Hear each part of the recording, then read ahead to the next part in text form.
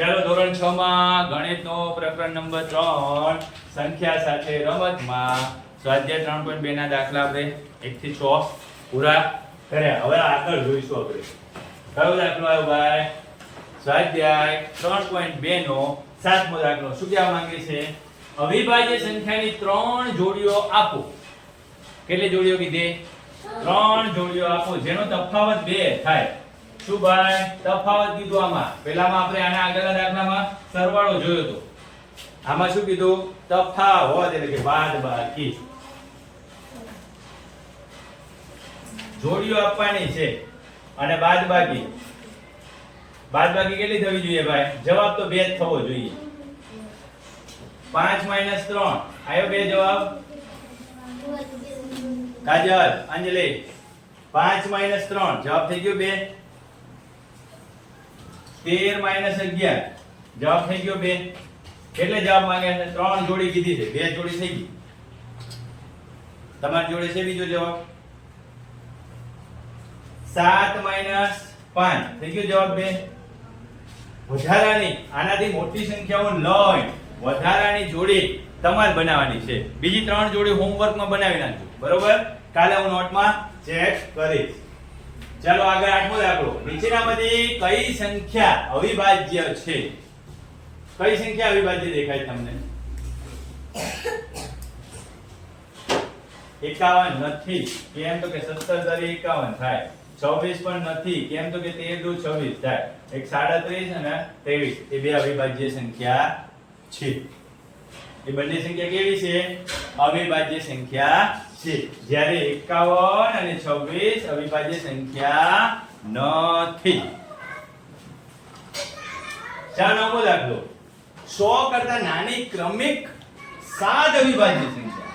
100 કરતા નાની ક્રમિક 7 વિભાજ્ય સંખ્યાઓ લોકો જે હળંગ આવતી હોય વચ્ચે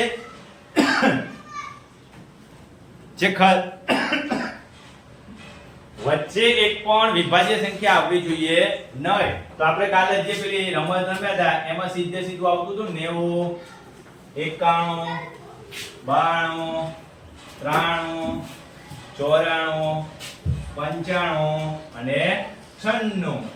આની આગળ કઈ સંખ્યા આવે? 89 એ વિભાજ્ય છે. આના પછી 97 એ વિભાજ્ય છે. એની વચ્ચે આ જે 7 સંખ્યાઓ જે સળંગ આવે છે એ વિભાજ્ય સંખ્યાઓ છે કે જેની વચ્ચે એક પણ અવિભાજ્ય સંખ્યા આવતી નથી. ચાલો 10મો દાખલો. નીચેની સંખ્યા દરેક સંખ્યાઓને 3 એકી અવિભાજ્ય સંખ્યાના સરવાળા તરીકે દર્શાવો. 3 એકી અવિભાજ્ય 21 છે. 3 વખત એકી અવિભાજ્ય સંખ્યા વડે કરો. 3 + 7 + 11 21 થઈ ગયા ભાઈ. 3 ને 7 10 ને 11 21 થઈ ગયા. એવી રીતે તમારે વિચારવાનું છે. એકી સંખ્યાઓ લેવાની છે. હાલો બીજો દાખલો છે 31 કરો. ચલો 31 કોણ કરશે? 31 કરવાના છે. કોણ કરશે? કેવી રીતે કરીશું? ચાલો પહેલા 11 અને 13 કેટલા થયા? 11 ને 13 કેટલા થાય? 24. 11 ને 13 કેટલા થાય? 24. કેટલા ઉમેરીશું? 6 ને 1 7. કેટલા ઉમેરીશું? 7. થઈ ગયા 31. 3 એ 3 અવિભાજ્ય છે ને? બધાયનો સરવાળો કરવાનો છે.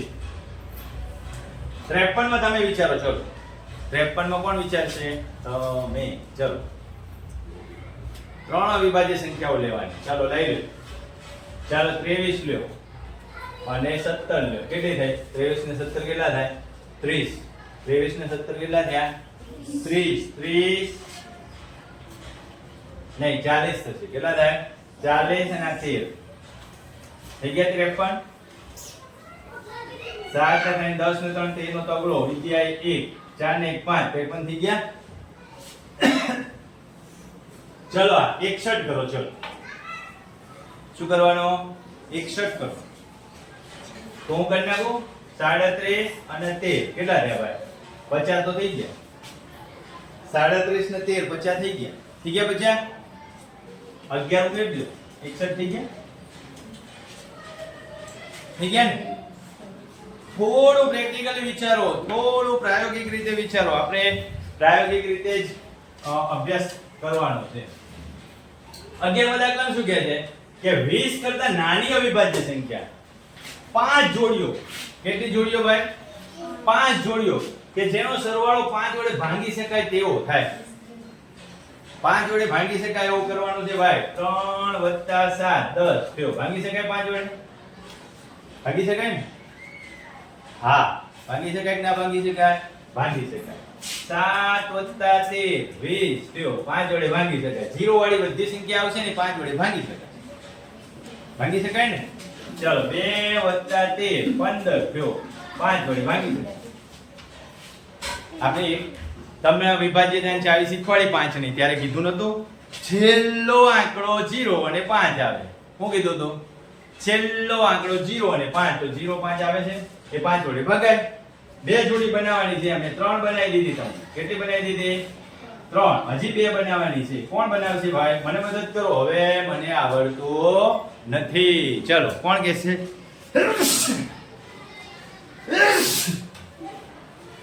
ચાલો કોણ કહેશે?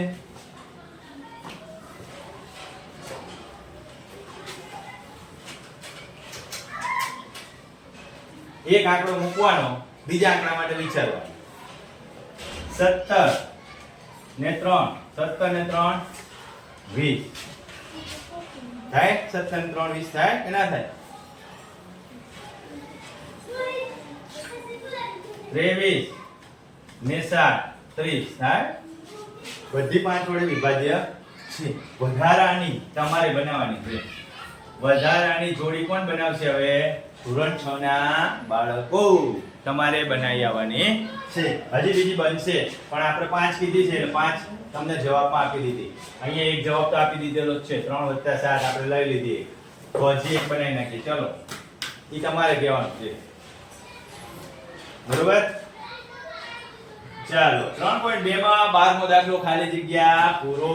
તો ખાલી જગ્યા પૂરવા માટે આપણે થોડું જે સંખ્યાને ફક્ત 2 જ અવયવો હોય તેને શું કહેવાય? તો કે અવિભાજ્ય. શું કહેવાય? અવિભાજ્ય સંખ્યા કહેવાય. જે સંખ્યાને 2 કરતા વધારે અવયવો હોય તેને શું કહેવાય? વિભાજ્ય. શું કહેવાય? વિભાજ્ય સંખ્યા કહેવાય. સી સંખ્યા 1 એ ખાલી જગ્યા કે ખાલી જગ્યા નથી? તો કે અવિભાજ્ય નથી, વિભાજ્ય નથી.